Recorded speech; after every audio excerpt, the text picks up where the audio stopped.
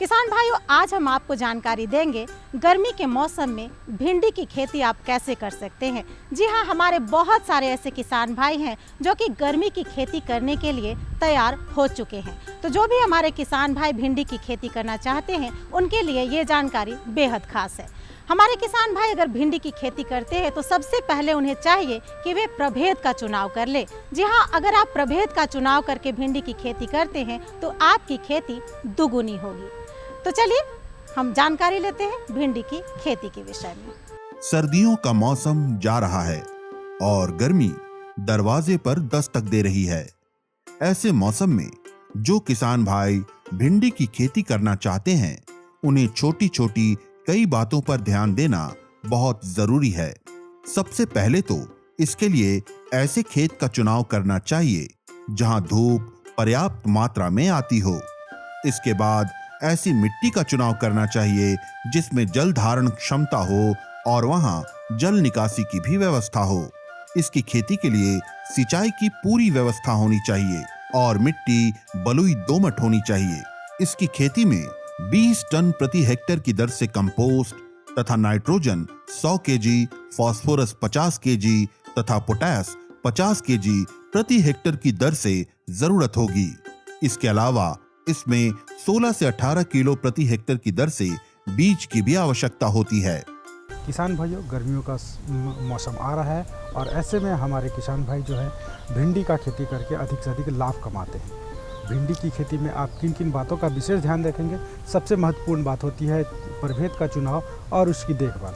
इन्हीं सब बातों के लिए आज हम आए हुए हैं बिरसा एग्रीकल्चर यूनिवर्सिटी, जहां आज हमारे साथ हैं विशेषज्ञ के तौर पर डॉक्टर अब्दुल माजिद अंसारी, जो हमें जानकारी देंगे कि गर्मा भिंडी की खेती आप कैसे कर सकते हैं, साथ ही साथ इसका प्रभेद का चुनाव करके आप अधिक से अधिक मुनाफा कैसे ले सकते हैं। देखिए किसान भाई, आप गर्मा फसल अगर आप लेना चाहते हैं तो सबसे पहले आपको अपने खेतों के चयन पे ध्यान देना होगा। ये फसल ऐसा है जो छायादार जगह पे बहुत अच्छा नहीं होता है, जहाँ बहुत अच्छे से इसको धूप मिली ऐसे खेतों का चयन करेंगे। जल निकासी का साधन हो लेकिन जल धारण क्षमता भी हो ऐसे मिट्टी का चयन करेंगे। साथ ही साथ सिंचाई का समुचित साधन आपके पास होनी चाहिए और वैसे खेतों का चयन करें। ऐसे दोमट किस्म की मिट्टी सबसे उपयुक्त होती है। सबसे ज़्यादा महत्वपूर्ण इसमें यह है कि आपको समुचित मात्रा में कंपोस्ट भी देना होगा, उसका भी प्रबंधन आप कर लेंगे। 20 टन प्रति हेक्टेयर की दर से कंपोस्ट की आवश्यकता होगी। नाइट्रोजन, फास्फोरस और पोटास की मात्रा 100 केजी नाइट्रोजन, 50 केजी फास्फोरस और 50 केजी पोटास की आवश्यकता होगी। इन सब चीज़ों का प्रबंधन करेंगे। साथ ही साथ बीज की आपकी आवश्यकता होगी। देखिए गर्मा फसल है, इसमें थोड़ी सी आपकी दूरी भी कम होती है। 40 सेंटीमीटर के कतारों पे लगाते हैं और 20 सेंटीमीटर से 25 सेंटीमीटर पौधे से पौधे की दूरी इसमें हम लोग रखते हैं। तो चूंकि पौधे का बढ़वार कम होता है, कतार से कतार की दूरी जहाँ 50 से 60 सेंटीमीटर बरसात में रखते थे, यहाँ 40 से 45 सेंटीमीटर पे ले आ रहे हैं, तो थोड़ी बीज दर की ज़्यादा आपको आवश्यकता होगी और 16 से 18 केजी तक प्रति हेक्टेयर की दर से बीज की आवश्यकता पड़ेगी। अगर आप केजी के इसके टर्म में करें कि एकड़ के टर्म में, तो 6 से 7 केजी तक बीज की आवश्यकता आपको प्रति एकड़ जरूरत पड़ जाएगी। किसान भाइयों, भिंडी की खेती में येलो वेन मोज़ैक रोग की बड़ी संभावना रहती है। ये पत्तों तथा उनकी शिराओं को पीला कर देते हैं तथा फसलों को बुरी तरह प्रभावित करते हैं। इससे बचाव के लिए ऐसी किस्मों का चुनाव करना चाहिए जो पीला शीरा रोग रोधी किस्म हो। एक चीज़ आप ध्यान दें किसान भाइयों, भिंडी की सबसे बड़ी समस्या है इसके जो पत्ते होते हैं और पत्तों में जो सिराएं होती हैं वो सिरा पीला हो जाता है, पूरे पत्ते पीले होते हैं और उत्पादन क्षमता बुरी तरह से प्रभावित होती है। इसको हम लोग येलो वेन मोज़ैक कहते हैं, पीला सिरा रोग। ये सबसे बड़ी समस्या है भिंडी की। अगर इसको आप कंट्रोल कर लेते हैं फिर कोई दिक्कत नहीं है। बाज़ार में इसके रोग रोधी किस्म उपलब्ध हैं। आप बाज़ार में जाते हैं, हम लोग जो पौधे प्रभेद बताते हैं कि आप काशी वंदना लगा लें, काशी के लालिमा लगा लें या आप के प्रभेद लगा लें, तो वो बाज़ार में आपको आसानी से नहीं मिल पाते हैं। बाज़ार में अब जाते हैं तो प्राइवेट कंपनी के प्रभेद मिलते हैं, उसमें से हाई यील्डिंग उन्नतशील प्रभेद भी होते हैं, हाइब्रिड्स भी होते हैं। आप किसी के कंपनी के लगाएं जो बाज़ार में उपलब्ध हो। इस बात का ज़रूर ख्याल रखें कि जब भी आप भिंडी का बीज खरीदें तो पीला शीरा रोग रोधी किस्म होनी चाहिए। उसके अलावे आप लगाएंगे तो आप सफलतापूर्वक इसकी खेती नहीं कर पाएंगे। किसान भाइयों, भिंडी के बीज को बोने के 4-5 दिनों बाद उनके पौधों में लाल रंग के कीट तथा रस चूसने वाले कीटों का प्रकोप होने लगता है। रस चूसने वाले कीट विषाणु जनित रोग को फैलाते हैं। अतः इनसे बचाव के लिए इमिडाक्लोप्रिड नामक दवा का अनुशंसित मात्रा में छिड़काव करना चाहिए। अभी गर्मी का मौसम है, लगाने का फरवरी सबसे उपयुक्त महीना है। इस समय आप इसके बीज बुआई करेंगे। जैसे खेतों में बीज बुआई करेंगे 5 से 6 दिनों में पौधे निकल आएंगे और इसमें कुछ कीटों का प्रकोप होगा। इन कीटों के प्रकोप में सबसे पहले आप देखेंगे लाल रंग के कीड़े आएंगे, कुछ रस चूसने वाले कीड़े आएंगे।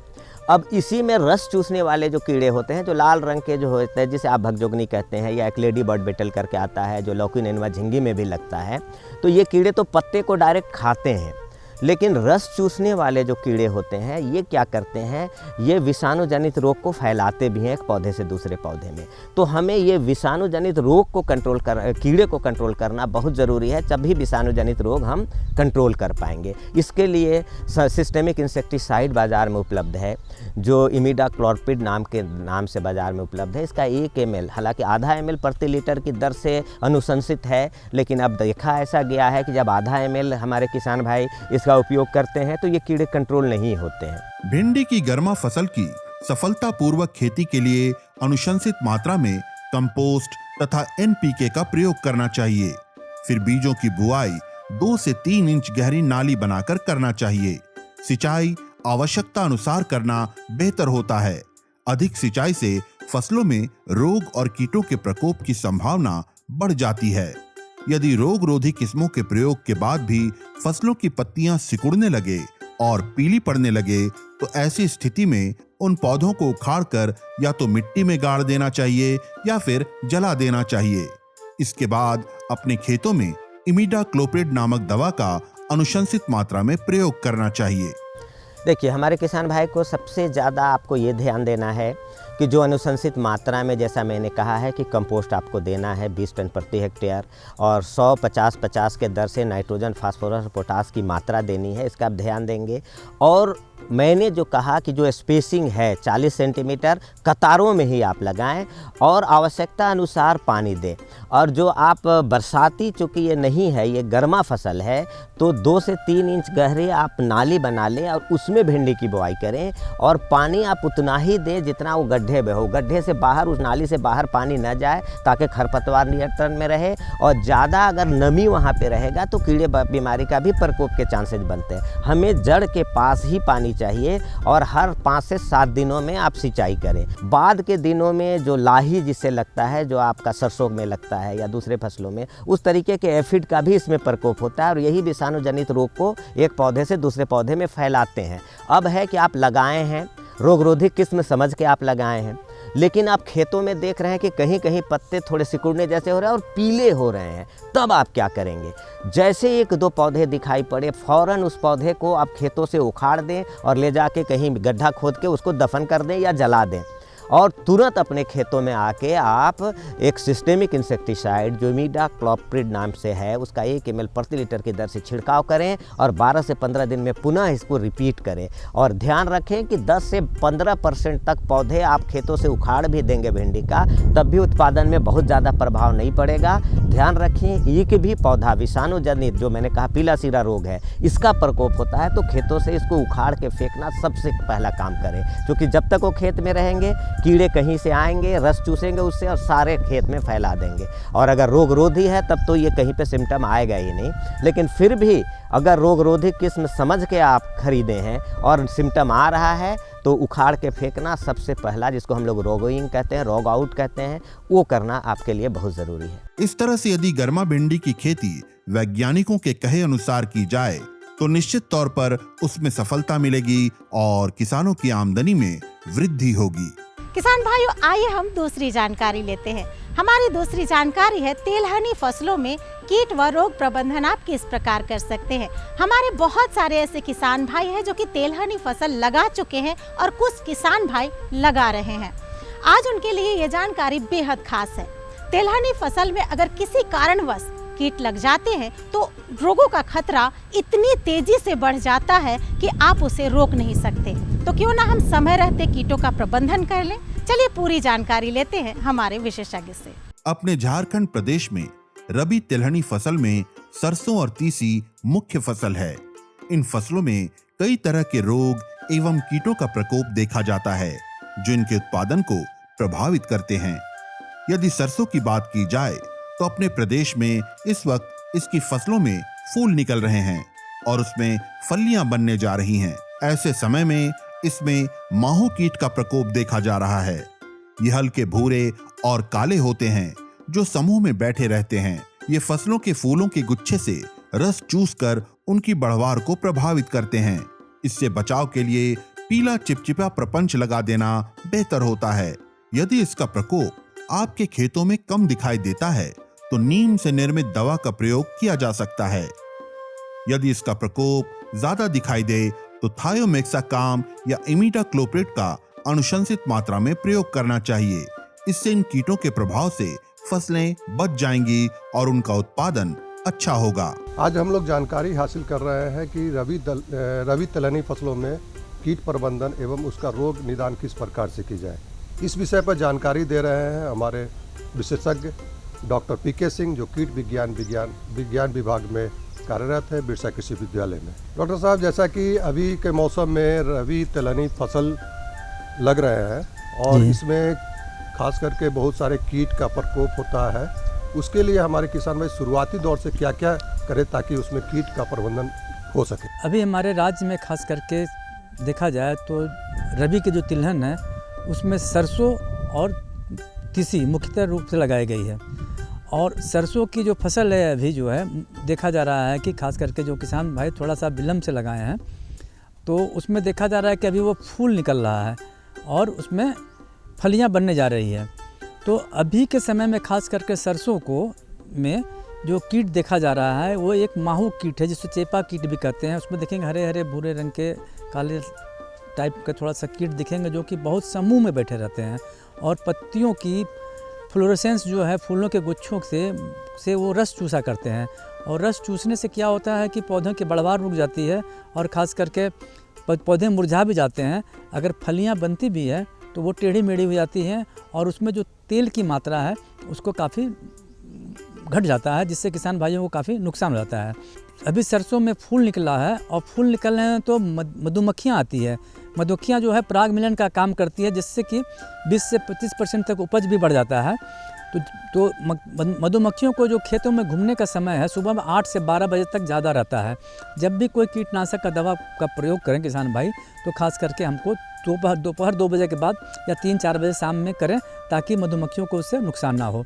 तो इस तरह से करेंगे तो हमारे कम से कम वो बच जाएगा। और जिन किसानों के खेतों में अगर अभी के समय में देखा जा रहा है तो किसान भाई तुरंत उसे फसल का को नियंत्रण करने का उपाय करें। किसान भाइयों, इनमें लगने वाले कुछ प्रमुख रोग हैं श्वेत रस्ट, हरदा कीट तथा अल्टरनिया लीफ ब्लाइट। श्वेत रस्ट के नियंत्रण के लिए एंडोफिल M45 का 0.25% का छिड़काव करना बेहतर होता है। यदि इनमें हरदा कीट का प्रकोप दिखाई दे तो उसके लिए भी एंडोफिल M45 का प्रयोग किया जा सकता है। यदि इसमें अल्टरनिया लीफ ब्लाइट का प्रकोप दिखाई दे तो ऐसी स्थिति में एंडोफिल M45 का छिड़काव करने से इनका नियंत्रण हो जाएगा। तो इसमें मुख्यतः हमारे राज्य में 3 तरह की बीमारियां आती हैं जिसको कहते हैं श्वेत रस्ट कहते हैं, हरदा कीट भी कहते हैं, हरदा कीट भी येलो रस्ट भी कहते हैं। श्वेत रस्ट मतलब हो गया सफ़ेद कीट हो गया और दूसरा एक अल्टरनिया लीफ ब्लाइट आती है। तो जो श्वेत कीट है उसमें देखें किसान भाई उसको कैसे डैमेज होता है उसको आसानी से पहचान लेंगे किसान भाई। पत्तियों पर देखेंगे कि फफोले पड़ गए हैं। अब फफोले जो होते हैं ना सफ़ेद रंग के फफोले वो धीरे धीरे फटते हैं और उससे बीजाणु निकलता है। ऐसी अवस्था में अगर देखा जा रहा है तो किसान भाई इंडोफिल M45 या डाइथन Z78 का 0.25% का आप छिड़काव कर दें तो इससे नियंत्रण हो जाएगा। दूसरा एक हरदा कीट होता है, इसमें जो पीले रंग के धब्बे बनते हैं और वो आगे बढ़ते जाते हैं और बहुत होने पर पत्तियां सूख जाती हैं। तो अगर उसका भी प्रकोप दिखे तो उसमें भी किसान भाई जो ऊपर बताई गई दवा है डाइथन Z70 या इंडो M45 का छिड़काव करें। दूसरा जो अभी के समय में वर्तमान में जैसे मॉइस्चर हो गया है, नमी ज़्यादा हो गया, कोहरा ज़्यादा हो गया तो अल्टरनिया लीफ ब्लाइट का प्रकोप देखा जा रहा है। इसमें जो है पीले रंग के धब्बे और पीले से नारंगी रंग के धब्बे पत्तियों पर बनते हैं और वो धीरे धीरे बढ़ते हैं और अंगूठी नुमा शेप ले लेते हैं। अगर उसका प्रकोप देखा जाए तो किसान भाई भी इंडोफिल M45 या क्लोरोऑक्सीक्लोराइड जो होता है उसकी दवा का छिड़काव करें। खास करके इंडोफिल M45 दवा आसानी से उपलब्ध है, उसका आप 0.25% का छिड़काव करें, इससे नियंत्रण हो जाएगा। तो ये रही सरसों की बात। और जो दूसरा फसल मुख्यतः है तीसी, और तीसी जो है यहाँ रेन फेड में भी काफ़ी होता है। तो ऐसी परिस्थितियों में अगर किसान भाई के खेतों में अगर देखा जाता है तो हमारे राज्य में खास करके बर्ड फ्लाई का प्रकोप देखा जाता है, जो कि बर्ड फ्लाई एक कीड़ा होता है जिसके पिल्लू जो है, जैसे कलियां बनेगी, बर्ड मतलब कलियां बनती है तीसी में, तो उसके वो आंतरिक भाग को खा जाते हैं। दूसरा जो यहाँ पर कीड़ा लगता है खास करके उकटा कीड़ा लगता है, खास उकटा बीमारी होती है जिसमें पौधे सूख जाते हैं और उससे काफ़ी नुकसान होता है। तो जहाँ भी इस तरह का बीमारी दिख रहा है तो किसान भाई फसल चक्र का प्रयोग करें। और हमारे बिरसा कृषि विश्वविद्यालय से विकसित 2 वैरायटी है, प्रियम और दिव्यम, 2 वैरायटी है हमारे है। तो ये जो है इस रोग से रोगरोधी है। अगर इस प्रजाति का प्रयोग करेंगे तो उससे खास करके रस्ट विल्ट कीड़ा जो है, उकटा रोग का कीड़ा नहीं आएगा।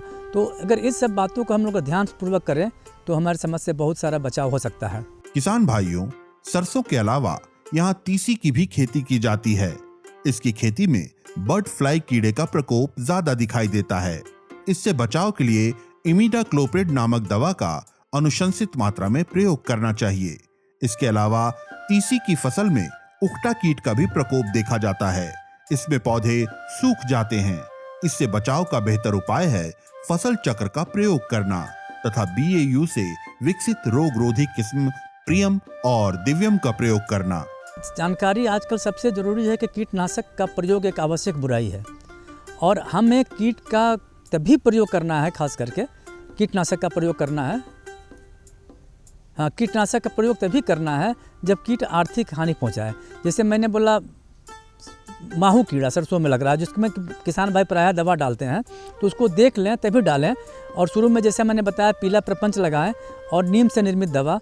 और ख़ास करके किसान भाई के लिए सबसे अच्छी दवा मेरे पास उनके पास ही है, जो नीम की गिरी होती है, जो नीम का बीज होता है। किसान भाई जून जुलाई में उसको फल निकलते हैं तो किसान भाई उसको चुन करके रख लें। चुन करके रखने के बाद उसे छायादार स्थान में सुखा लें। सुखाने के उपरांत रखे रहें। जब भी ज़रूरत पड़े तो उसके आप 1 किलो बीज को चूरा बना लें। चूरा बनाने के बाद उसे 20 लीटर पानी में डाल दें, रात भर के लिए भिगो दें और सुबह में छान करके उसमें टिपॉल, अगर टिपॉल के नहीं है किसान के भाई तो सस्ता कोई शैम्पू हो या सरफ हो, थोड़ा सा मिला लें। इससे क्या अच्छी तरह से मिक्सचर होता है। और मिलाने के उपरांत आप किसान भाई सरसों हो या तीसी हो या कोई अन्य फसलों हो, अगर उस पर छिड़काव करते हैं तो इससे क्या होता है कि बहुत सारे कीट से हमारा बचाव हो जाता है। ये जो चीज़ है, ये जो नीम से निर्मित दवा है, कीटों को सीधे अगर नहीं मारती है तो कीटों को दूर भगाती है, कीटों को वहाँ पर अंडा देने नहीं देती है, कीटों को वहाँ पर खाने नहीं देती है। इससे काफ़ी उससे बढ़वार रुक जाता है। तो मैं एक चाहूँगा कि खास करके किसान भाई समय से लगाएं। और दूसरी बात है कि रबी सरसों में ज़्यादा नाइट्रोजन प्रयोग करने से भी माहू कीट का प्रकोप होता है। तो बैलेंस फर्टिलाइजर खास करके है जो, इसमें पोटास का जरूर प्रयोग करें। पोटास का प्रयोग करने से क्या होता है, बहुत सारे कीट बीमारी से पौधों की सुरक्षा मिलती है और इससे भी काफ़ी लाभ होता है। तो हमारा कहने का अभिप्राय है किसान भाई को जब ज़रूरत लगे तभी जहरीली कीटनाशक का प्रयोग करें, अन्यथा वो नीम से निर्मित या बायो पेस्टिसाइड डाल करके भी अपने फसलों का बचाव कर सकते हैं। इस तरह से यदि तिलहनी फसलों में लगने वाले कीटों और रोगों का प्रबंधन किया जाए तो किसान भाई अपनी फसलों की पैदावार बढ़ा सकते हैं और होने वाली आर्थिक हानि से बच सकते हैं। तो ये थी हमारी आज की जानकारी। हमारी जानकारी आपको कैसी लगी, आप हमें हमारे इस पते पर लिख सकते हैं। जल्दी से हमारा पता नोट कीजिए। हमारा पता है कार्यक्रम कृषि दर्शन, कृषि प्रकोष्ठ द्वारा, केंद्र निदेशक दूरदर्शन केंद्र, रातू रोड, रांची। पिन संख्या है 834001। आप हमारा ये कार्यक्रम कभी भी कहीं भी देख सकते हैं, फेसबुक, यूट्यूब और ट्विटर के माध्यम से। बस सर्च करना है कृषि दर्शन रांची। हर दिन की जानकारी आपके सामने होगी। फिर मिलेंगे कुछ नई जानकारियों के साथ। तब तक के लिए कृषि दर्शन की पूरी टीम के साथ मुझे दीजिए इजाजत। नमस्कार।